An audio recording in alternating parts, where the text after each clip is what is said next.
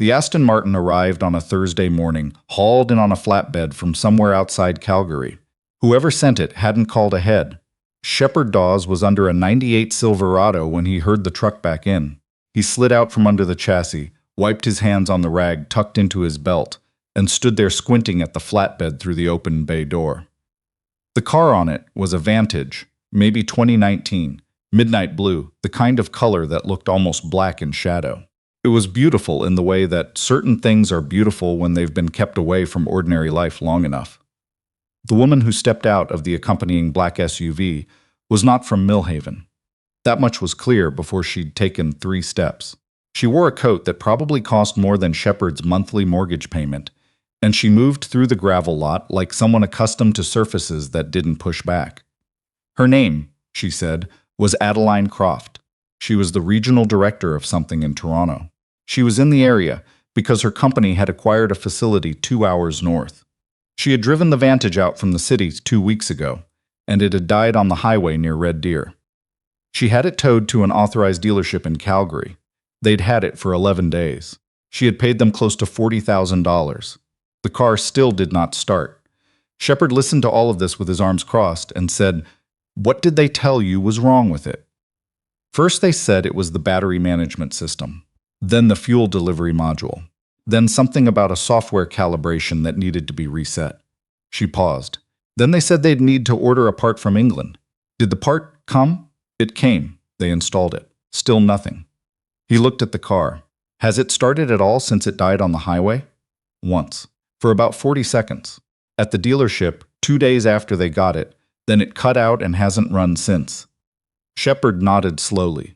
He looked back at her. She was watching him with the particular expression of someone who had already been disappointed enough times that they'd stopped trying to hide it. "I'll take a look," he said.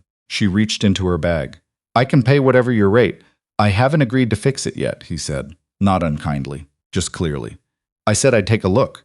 Shepard Dawes had been in Millhaven for 6 years. Before that, he'd been at a Tier 1 supplier outside Windsor, managing a team of 18 engineers who built drivetrain validation systems for 3 of the major manufacturers. He'd held patents. He'd presented at SAE conferences in Detroit. He'd worn a lanyard with his name on it at trade shows in Stuttgart and Nagoya. Then his wife Pamela got sick, and then Pamela died. He'd taken his daughter, Bex, who was 4 at the time, and driven north until the city noise stopped. He'd found Millhaven by following a property listing for a garage with a 2-bedroom apartment above it. The price was 1/5 what a similar space would cost in any city he'd worked in. He'd bought it with the last of what they had, and he'd opened the next spring. Millhaven had roughly 2,000 people and 3 traffic lights. Most of what came through Shepard's garage was farm equipment, half-ton trucks, and the occasional snowmobile. He did honest work at an honest rate and didn't talk much about where he'd come from. The people in town knew he was competent. They didn't need to know more than that. Bex was 10 now.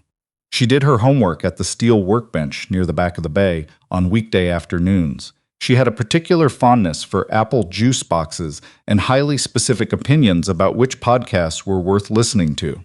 She had her mother's dark eyes and her mother's way of going very still when she was thinking hard about something.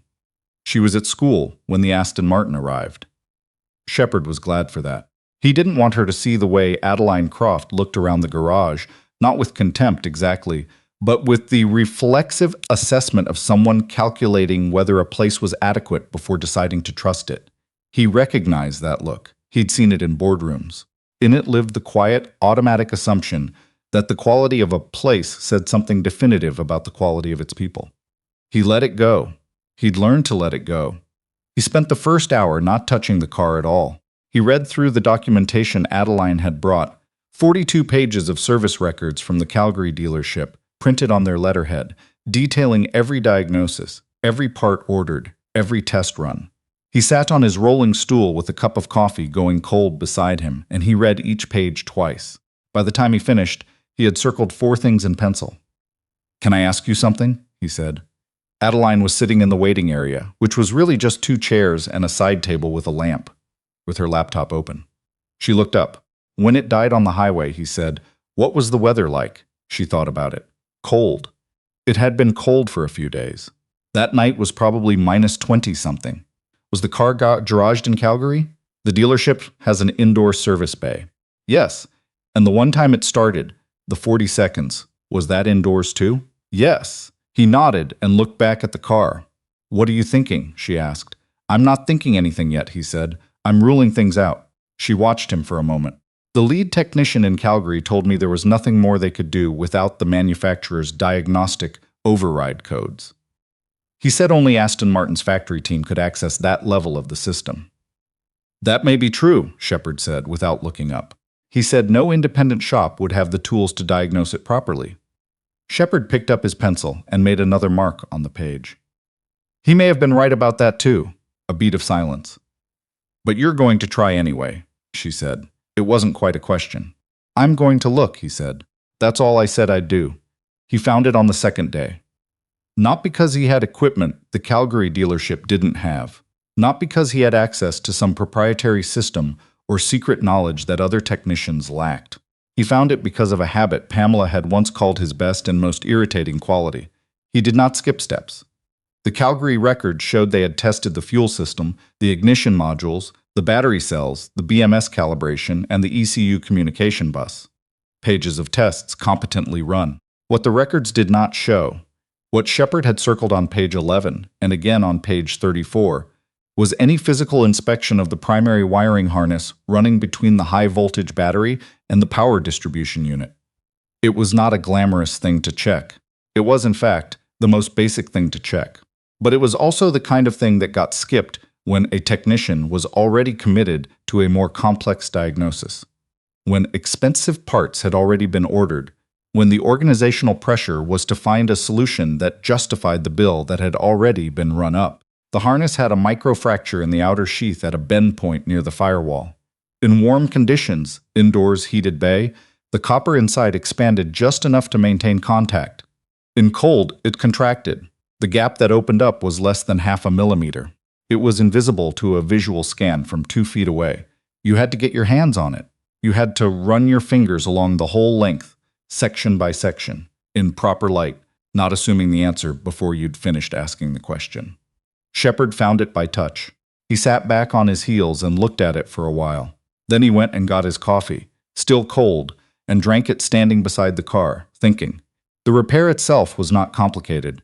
A proper splice, heat shrink sealed, rerouted slightly to relieve the stress at the bend point. 3 hours of work at most, not counting sourcing the materials. He did not call Adeline right away. He wrote up his findings first. Clear, plain language. What the problem was, why it had been missed, what the fix involved, what it would cost. Then he called her. She arrived 40 minutes later, still in the coat. She read through what he'd written and did not say anything for a long time. They had it for 11 days, she finally said. Yes. And you found this in too. He pulled a chair over from the waiting area and set it beside the car, and he crouched down and showed her exactly where the fracture was, pointing with a pen. She crouched beside him in her expensive coat on the concrete floor of his garage in Millhaven, Alberta, and she looked at the place he was pointing. It's so small, she said. Most of the things that stop a machine are, he said. She was quiet for a moment. Then she said, why did they miss it? He thought about how to answer that. He chose his words the way he chose tools, deliberately, with a clear idea of what he was trying to do. They probably knew what they were looking for before they looked, he said. When you already have a theory, you stop searching for evidence against it. It's not incompetence, it's just how thinking works when there's pressure to have an answer. Adeline looked at him. Something in her expression had shifted, almost imperceptibly. It was the look of someone recalibrating. Can you fix it? She said. Yes. How long? Tomorrow afternoon, if the materials come in on the morning delivery. She nodded. She stood up, brushing the knees of her coat. I'll need a hotel for tonight. Is there one in town? The Millhaven Inn on Cedar Street. Clean place. Doreen runs it. Tell her I sent you. He picked Bex up from school at 3:30. She climbed into the truck and immediately asked why there was an Aston Martin in the garage. Customer car, he said. It's really blue. Is it broken? It was. Working on it. She seemed to file this information away and moved on to telling him about a disagreement she'd had with her friend Chloe over whether wolves or ravens were smarter. Shepard listened and made appropriate noises and thought about the wiring harness and also about Adeline Croft. He smiled at her desk. He thought about the way she'd crouched on the concrete without hesitating. He thought about the fact that she'd read every word of what he'd written before saying anything. He thought about how she'd asked why they missed it, not just how to fix it. There was something particular about a person who, when given the answer, wanted to understand the reasoning behind it. Bex was asking him something. "Sorry," he said. "Say it again." I said, "Do you think ravens are smarter or wolves?" He considered this seriously because she was 10 and she asked things seriously, and it mattered to her that he did the same. "Different kind of smart," he said. "Ravens solve problems around other ravens. Wolves solve problems in terrain. Hard to compare." She thought about this. "That's kind of a dodge." "It is," he admitted. "But I think it's a true dodge." She seemed to accept this. Outside the truck, Millhaven passed by in its quiet way. The co-op, the United Church, the rink where Bex had learned to skate on Saturdays, with Shepard holding the back of her jacket and shuffling along behind her on borrowed skates 2 sizes too small. He had not expected to love this place. He had come here to stop, not to arrive somewhere.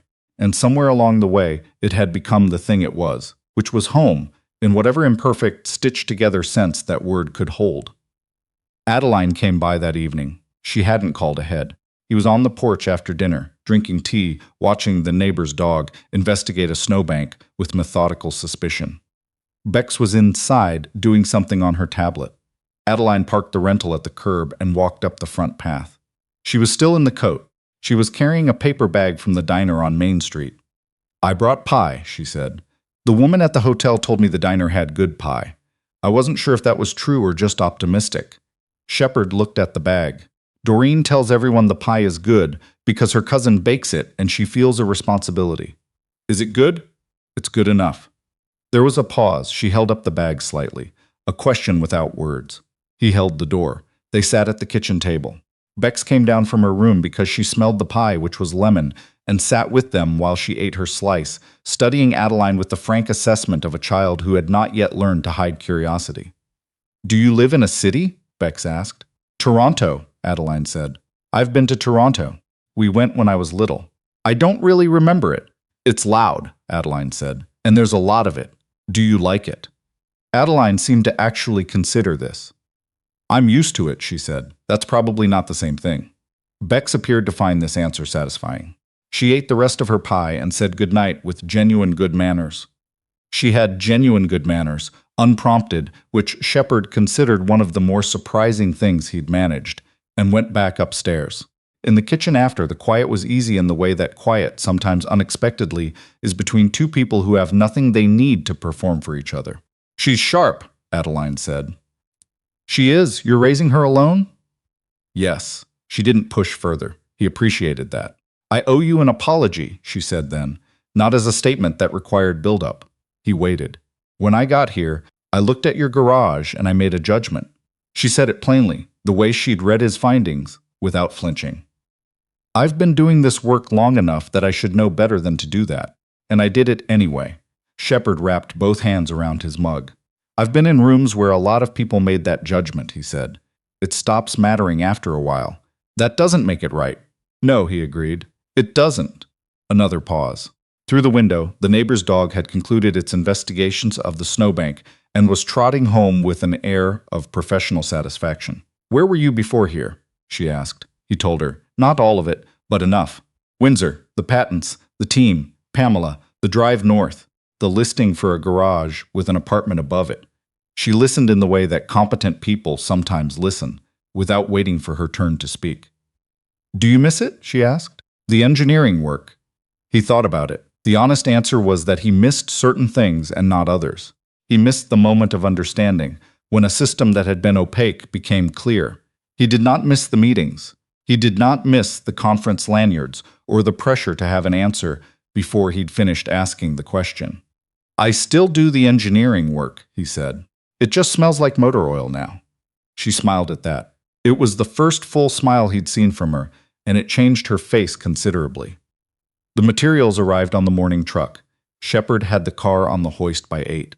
By noon, the splice was done, the harness rerouted, the junction sealed with heat shrink, rated for the temperature range it would need to survive through a northern Alberta winter. He took it off the hoist. He sat in the driver's seat for a moment, leather interior, the smell of a car that had been expensive and cared for, and pressed the start button. The engine caught on the first try.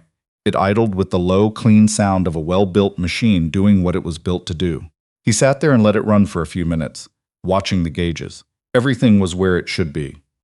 He pulled it carefully out of the bay and into the lot and let it run in the cold air. It did not falter. He called Adeline. She arrived 15 minutes later. She stood in the gravel lot and looked at the car, running, exhaust curling faintly in the cold air. She had her coat on and her bag over her shoulder, and she was still for a moment before she moved. She walked around the car slowly.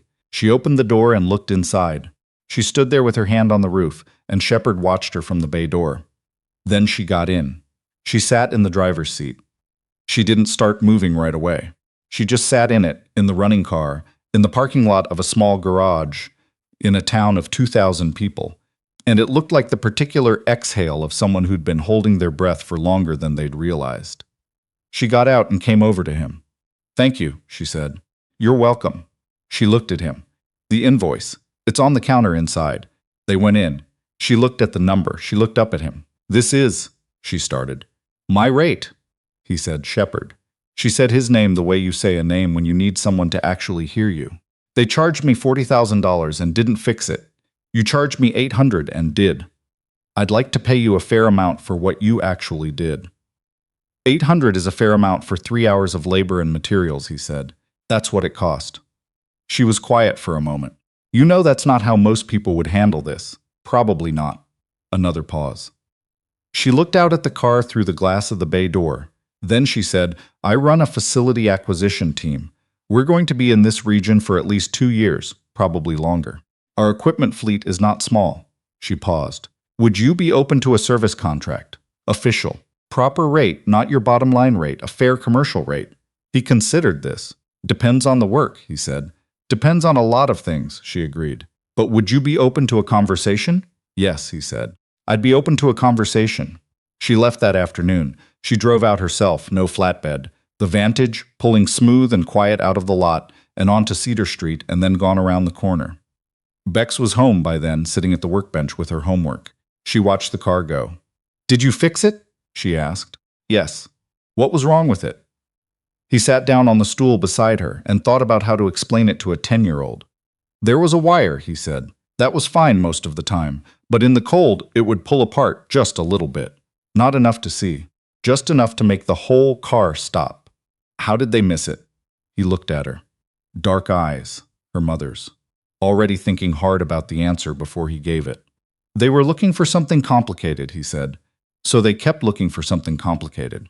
And they skipped the simple thing." She thought about this for a while, chewing the end of her pencil. "That seems like a bad way to look for things." "It is," he said. "But it's easy to do when you're sure you already know." She seemed to accept this the way she accepted most things he told her, not on faith exactly, but with the provisional willingness of someone who was still running the numbers. Outside, the light was going, the way it goes in December in Alberta. Fast and final, the sky going from pale blue to dark in what felt like minutes. The garage was warm. The Silverado was still up on the hoist, half finished. There was work tomorrow, and the day after that. That was the thing about Millhaven. It kept going, quietly, steadily, without asking for anything dramatic. It just kept going, and so did he.